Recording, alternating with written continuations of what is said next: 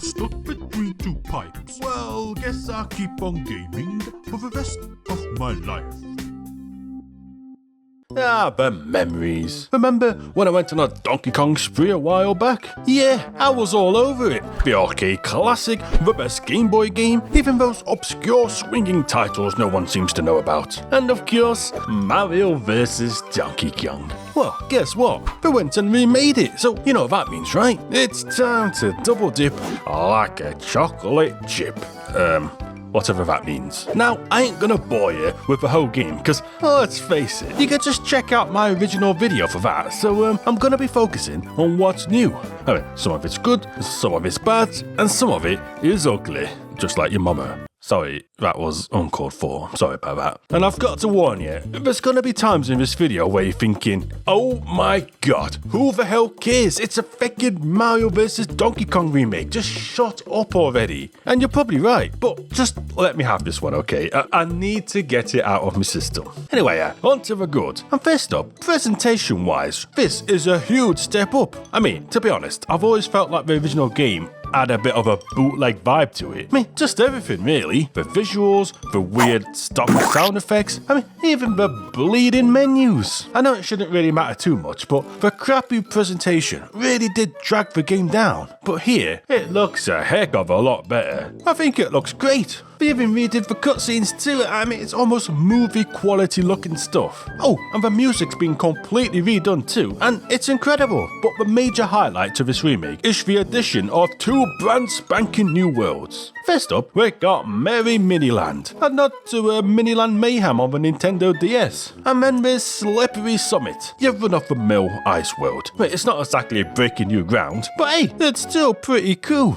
Gives me flashbacks of the ice levels from the Game Boy game, actually. It even has falling icicles, and you know how much I love those. Now honestly, these new levels are great. I'd argue they might be the best in the entire game, to the extent maybe they should have just made an entirely new game instead, you know? They introduce new gimmicks that shake the game up, only for them to never be seen again in the existing levels. Merry Miniland, for instance, has a focus on manipulating wind, and these teleporting blocks, which really opens up a ton of new puzzle designs unlike anything else in the game. Great stuff! And the ice world, perhaps less interesting, but it introduces slippy ice mechanics, which usually sucks in games, let's be honest here, but it's used here in clever ways, such as sliding keys on the ice or these springs. I mean, Mario even gets a slightly higher spinning jump that's actually incorporated into the level design. It's probably the only time in a game I've actually liked ice physics. Each world has a new boss too. The first one, I mean, it's alright, nothing to write home about. It plays with the wind gimmicks, so you've got to keep your wits about you and time your attacks just right. But then there's a second boss and, oh boy, brace yourselves, because ironically, this is probably the toughest boss in the entire game. Especially if you're trying to get that no damage star. I mean, it ain't stupidly hard or anything, but there's just a lot going on. You got Donkey Kong changing elevation, you got this ice to worry about, you got falling objects, it can be a bit much at times. But wait, there's more. Because just like in the original game, once you beat the main storyline, you unlock the plus variant of each world. So in reality, you're getting 4 new worlds, which is pretty substantial. Now, like the original game, these plus worlds act differently from the rest of the game. Instead of the usual grabbing the key and getting to the door routine, or rescuing those mini Marios, now you gotta track down and guide those little buggers to the door. Mixed in with the new stage gimmicks, and it just opens up so many puzzles, and it feels fresh the entire time. I mean, these new worlds are seriously great. I love them. And there's 2 more bosses too. Well, harder versions of the prior ones. I mean, Miniland is fine, but the bleeding ice one again. And now there's icicles that kill you in 1 hit. It's easily the hardest boss in the game, hands down. But then right, there's even more new content. See, like the original game, there are unlockable expert levels, and they've added 4 new ones too. So let's just sit down for a minute and figure out how many new levels there actually are. Now, each stage in the base game, it basically consists of 2 levels back to back. I mean, that's how I'm going to count it anyway. So, when you do the math, we're looking at a grand total of 42 new levels. There's basically a quarter of the game's new. But then that's not even fair to say, because in the original game, if you got over presents in a level, you unlocked a minigame. And to be honest, they really sucked. It sucked so much that eventually you just stop caring and you don't even try, to be honest. But now, that has been replaced with a playable bonus stage. One completely original stage per world, with a new level theme and everything. So, do these count as levels? I mean, they have unique layouts and challenges, so I'm gonna count them too. As far as I know, there's 16 of these, so that's 58 new levels. That's actually really bleeding substantial and fills out the game nicely, to the extent it feels much more like a complete package. So, that's the good out of the way, but now to talk about the bad. Brace yourself for some petty shit. First off, they made the game easier. Now, I'm all for making games more accessible, but come on, give us options, you know? It's a bit bizarre because they've added a casual mode which adds hit points, checkpoints, removes the time limits. So, they've basically slapped the easy mode, which is fine, only they then decided to make the classic mode easier anyway. I mean, why? I'm tired of this shit happening. But what makes it easier? Well, for starters, fall damage is practically non-existent now. In the original game, you'd get stunned if you fell down too far, or even kick the bucket if it was a real doozy. But in the new game, it's basically gone. The height you need to fall now is so extreme, you'll probably never see it the entire game. I mean, you might as well just scrapped it all together. But let's be real here, fall damage usually sucks in games. Like, why the heck would anyone want to fall damage in a platform game? Well, the thing is, the game was designed with fall damage in mind. I mean, just look at some of the level design. There's this whole platforming element to reduce the risk, especially if you're lugging around that key. One wrong move, and bam! You're dropping that key into some spikes. Heck, some entire levels were based around fall damage. I mean, just look at this level now.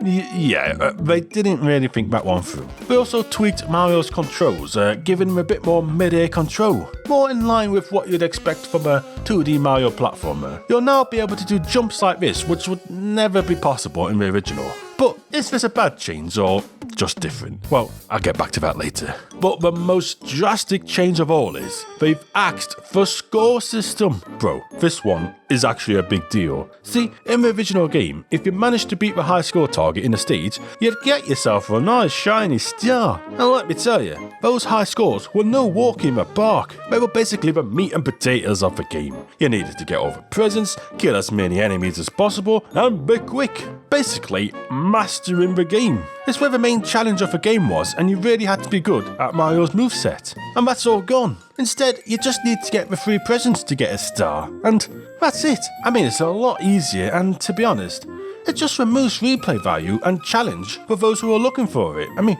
why even remove it? It wasn't even hurting anyone. And just like with fall damage, it's clear that some of these level designs were crafted with a high score in mind. I mean, let's be real, why even bother killing enemies at all unless they're directly blocking the path? Like, what's the deal with this trash can here? I mean, without a score incentive, it's just way more efficient to jump over the buggers. Or better yet, get this present and take a shortcut right up to the end and skip the whole level. There's moments like these where the level design feels a bit off, given the absence of a score system. I mean, they kept in the life system, which is utterly pointless, and removed scores that actually had a purpose. It's just a bit weird. And finally, they've gone and made some things easier, just for the sake of it. I mean, take the World 8 boss, for instance. This is like intended to be right near the end of the game, and they completely nerfed the boss to the extent you'll probably think your game's bugged. I mean, in the original version, Donkey Kong would be all over this button, flipping the direction of the conveyor belt while you'll scramble around trying to hit the switch, dodging these lasers. But in the remake, well, Donkey Kong's lost his mojo or something, because he's barely even tapping that button. I mean, seriously, bro is depressed or something. He's got no fight left in him. You just end up standing there twiddling your thumbs as the bombs slowly descend and bonks him on the head. Talk about anticlimactic. I mean, this is supposed to be the big showdown, but they've nerfed it so much, I'd argue it's the easiest boss in the entire game. Heck, it might even be easier than the first boss. At least that one put up a fight. The Plus version isn't any harder either. I mean, we've ruined the boss, to be blunt. And to add insult to injury, we've also gone and made the other 2 final bosses easier too. We've added checkpoints to both of them. Now, call me crazy, but isn't that what the casual mode was for? I mean, we went through all the trouble of creating a mode specifically for adding checkpoints, so why slap them onto the classic mode too at the last second? Adding checkpoints to these bosses completely sucks the tension out of the showdown for me. I mean, I get it, the first final boss is a bit of a marathon, so checkpoints might make sense for it. But the true final boss, come on, it's not even a long fight, it's just difficult. There's no need to force checkpoints here. Have some faith in the players, Nintendo. I mean, we can do it. So let's just look at all these changes, right? No fall damage, mid-air control, and no scores. And here's the thing, all 3 of these things share one common thread. They all stem from the Donkey Kong arcade game. They're fundamental aspects of the DNA. This game was intended to be a follow-up to the arcade classic in a way, which is why Mario had the jump arc he did, why fall damage was a thing, and why scores mattered. By stripping away all these elements, they've essentially severed almost every tie to the source material. I mean, what are we left with? The hammer and Donkey Kong throws a barrel now and then. That's about it. It's like the arcade roots of this remake have just been slipped clean, leaving us with what feels like another Mario game with a slightly beefed up moveset. It's just lost even more of its identity, and it's kind of sad. And that's just the arcade game. Even compared to the GBA original, they've removed aspects. Mario barely speaks. No, you don't. No, you don't. What are you doing? What's going on here? Oh, mamma mia, tutto arrabbiato. Hey! Hey! Wait! Those charming in-between world images are gone, and the unique dying animations, gone too. Heck, even the credits are shit now. Remember how Mario used to provide a running commentary over the credits in the original? Oh, the engineering, mamma mia.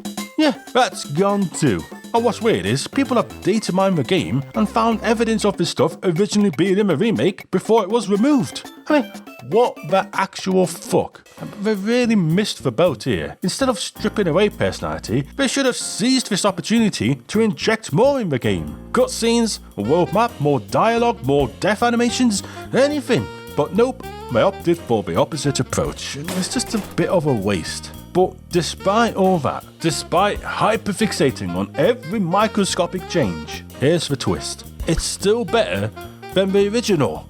I know, I'm shocked too. But here's the thing. First up, the game obviously looks a lot better and that cheap bootleg feel's gone. Secondly, 58 new levels is pretty big. And thirdly, Mario controls better. Like, yes, it's not like the original, but being fun should ultimately be prioritized over being more faithful to an arcade game from half a decade ago. I mean, it's the same with fall damage. If we're being completely honest, all it did was slow down the pacing of the levels and required you to stand around longer for a platform, as opposed to just jumping down. Outside of a few levels, I don't think it really changes that much, and for most people, they're gonna prefer it. I mean, I can't let nostalgia of the original game blind me to the fact that fall damage just isn't particularly fun. Now, the removal of the high score is still an issue for me, but they did add a time attack mode, and to be honest, this kinda saved the game for me. I was bitter about the score removal as I was playing, but they actually made the time attack mode difficult. I mean, some of them easy, but some of these are close. Like, less than a second close, sometimes down to the wire. And since the focus is now just about getting to the end as quickly as possible, it changes the dynamic of the level completely. Heck, sometimes the times are so tight, figuring out the intended path and method is a new puzzle in itself. I can't tell you how relieved I was that the time attack actually offered a good challenge. Is it as difficult as getting a high score in the original game? Probably not. But if I'm being real, I probably enjoyed it more. I mean, getting a high score was ultimately the same experience as completing the level, but just doing it perfectly. But time attack removes everything else and is solely focused on speed. I mean, it's a lot of fun, and it's more digestible too. It's just a shame you get absolutely nothing for doing it. Not even a well done. Nothing. Oh, and I should mention there's a 2-player co-op mode, which I didn't play because I have no friends. But I heard they change the level layout sometimes to compensate for 2 players, so that's pretty cool too. So yeah, that's basically it. It's a weird game because it's not a one-to-one remake and it doesn't offer the same experience as the original. But you know what? that's fine with me. The original still exists, I could still play it, and in a way, this remake changing things up actually made it more fresh to double dip. And the pros of the remake overshadow the cons, and I ended up having a blast with it, more than the original game. Heck, with a few tweaks, this might even be better than Donkey Kong 94, but I don't think we're ready for that discussion yet. But the real question everyone's asking is it worth $50 for a remake of a Game Boy game that I 100%ed in 12 hours? And the answer to that is no.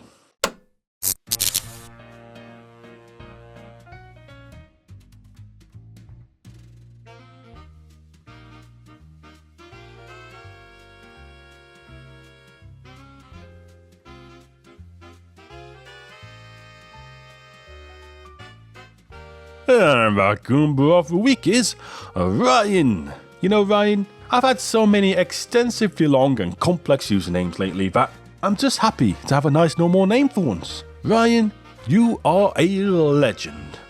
Thank you.